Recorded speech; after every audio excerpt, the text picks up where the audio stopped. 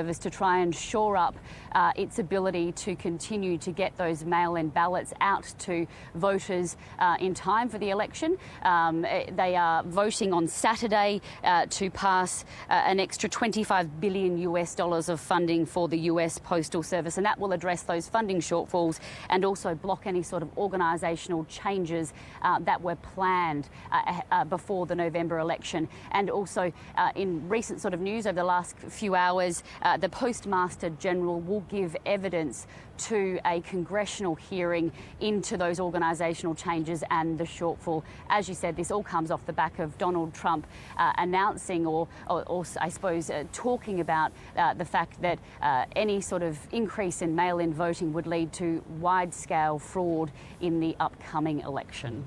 OK, we'll leave there. Catherine Diss reporting in Washington. There have been further demonstrations in Belarus against the re-elected President Alexander Lukashenko, who's been in power for more than 25 years. He was heckled by workers on a visit to a factory made in the wake of a massive protest rally in the capital, Minsk, over the weekend. This was the day the workers turned on Alexander Lukashenko. Thousands downing tools and marching to a tractor factory. While the strikers rallied outside, Belarus's beleaguered president arrived by helicopter to address those who'd stayed at work. He was no doubt hoping for a friendly crowd.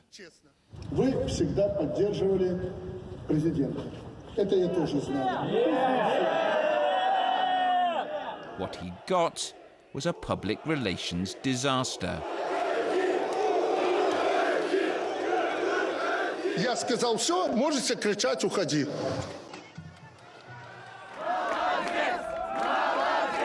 Outside the plant, the striking workers were visited by the only opposition leader who hasn't been arrested or fled the country. For 26 years, the authorities have humiliated us. Thank you for not being afraid. We are not the little people. We are the nation. Are you worried about your own safety? No, I'm not worried. I feel me very safe here with my people in Belarus. What is your message to the international community as they watch what's happening here? We are very thankful for support of Belarus, and please, only with love and dialogue we can change our lives and our countries. The momentum is certainly with the protesters, who seem to grow in confidence with every passing day. It's very hard to see any way back from this politically for the president. The last few days have shown Belarusians willing to take to the streets and to stand up against him. That surely can't be reversed. The big question now is more when and how he goes, and whether it happens peacefully. The head of Lebanon's Customs Authority has been formally arrested over last month's blast. More than 200 people died when a stockpile of fertiliser caught fire and exploded at the port of Beirut. French and US investigators are involved in the Lebanese-led probe. Two men have been indicted over the 2002 shooting death of hip-hop star Jam Master Jay. The DJ for 1980s group Run DMC was 37 when he was killed inside his Queens recording studio. The death was one of New York's most notorious cold cases. What we've alleged in that indictment is that on October 30th, 2002, nearly 20 years ago, Mr. Jordan and Mr. Washington walked into a music studio in Queens where Mr. Mizell and others were working, essentially, and hanging out. And they walked in and they murdered him in cold blood. The victim's family has waited so long for some answer, some justice for Mr. Mizell. We felt it was worthy of addressing you and informing the public, and just more broadly that, you know, for the crime of murder, the passage of time offers you no escape. The Spanish royal family has confirmed that former King Juan Carlos has been in the United Arab Emirates since leaving Spain during a financial scandal. Juan Carlos is being investigated by Spanish and Swiss authorities over claims that he was given millions of euros by Saudi Arabia's late King Abdullah in alleged bribes for a high-speed rail contract. He denies any wrongdoing and says he's available if prosecutors need to interview him. What could be the highest temperature reliably recorded on Earth, 54.4 degrees Celsius, may have been reached in Death Valley National Park in California. The recording is being verified by the US National Weather Service. It comes during a heat wave on the US West Coast, where temperatures are forecast to rise further this week. The scorching conditions have led to 2 days of blackouts in California. And time now for the local weather. Here is Nate Byrne.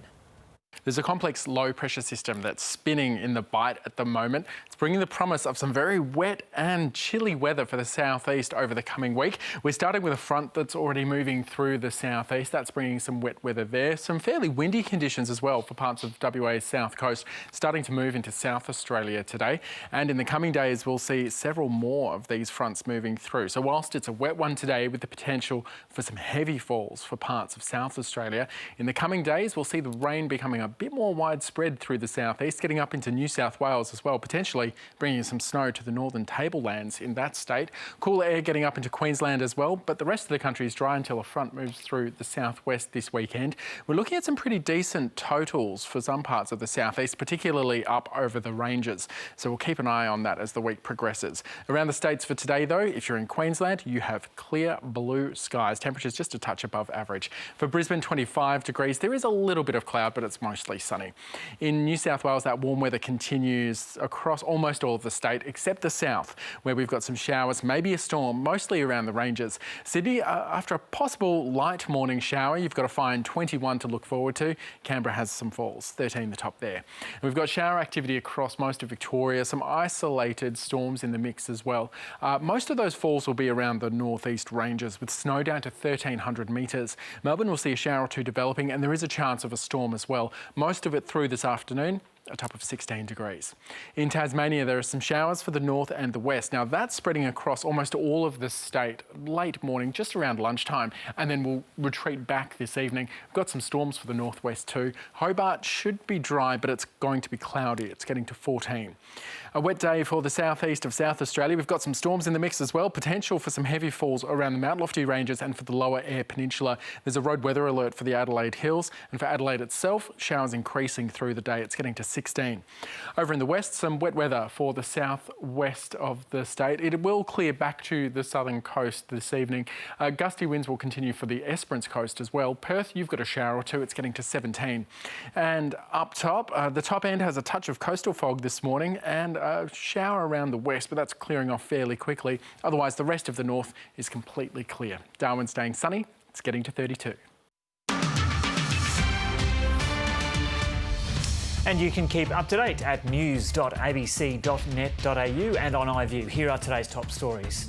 In Victoria, another 17 people have died from coronavirus in the past 24 hours, and another 222 cases have been detected. So that's the lowest daily figure for new infections in a month.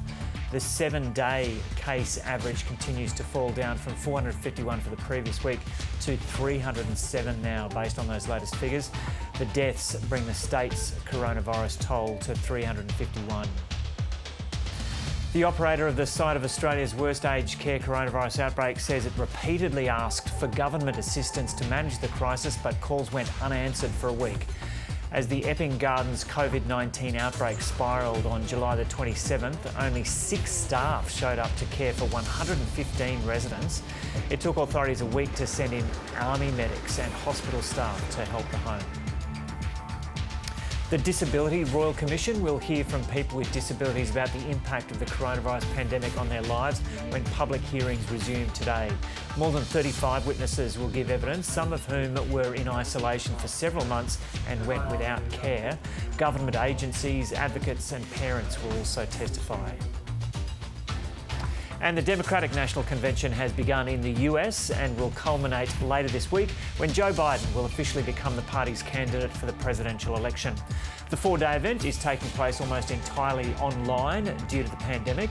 Today's keynote speakers include Senator Bernie Sanders and the former First Lady Michelle Obama. And we'll have a live blog running on the ABC News webpage through the day, covering what's happening with that US convention. So if you're a US political tragic, you can find all that information there. Now, a Four Corners investigation on ABC TV has revealed the operator of the site of Australia's worst aged care coronavirus outbreak repeatedly asked for government assistance to manage the crisis, but calls went unanswered for a week. As the Epping Gardens outbreak spiralled out of control, fewer staff came to work. Some were infected, some were close contacts, others fearful for their own families.